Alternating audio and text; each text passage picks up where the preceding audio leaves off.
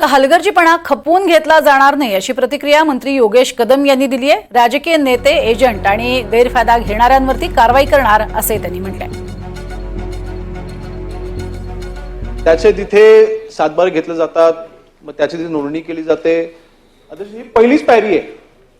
पहिल्या पायरीच्या वेळेस अशा नक्की काही गोष्टी होत आहेत आणि अध्यक्ष महोदय ह्या विषयाचं गांभीर्य लक्षात घेऊन नक्कीच, कारण शेवटी ही ऑनगोईंग प्रोसेस आहे। ह्याच्यानंतर ते राईस तो मिलवरती आणला जातो, त्याचं ते जे काही भरड केलं जातं त्यावेळेला देखील तिथे राईस तिथे प्रत्यक्षमध्ये न येणं, ह्या सगळ्या गोष्टी नक्कीच आमच्या देखील निदर्शनामध्ये आलेल्या आहेत आणि नक्कीच आम्ही गांभीर्याने घेतलेल्या आहेत। आणि आपलं लक्षवेधीच्या उत्तरामध्ये आपण असं देखील म्हटलंय की आपण आता 2 कोटीचा आता एखादा मिल धारकावरती आपण जवळपास जे दोषी गिरणीधारक आहे त्याच्यावर आपण 2 कोटीचा आपण त्यांना दंड देखील आकारला, परंतु माहिती घेतली असता हा देखील दंड भरलेला गेला नाहीये।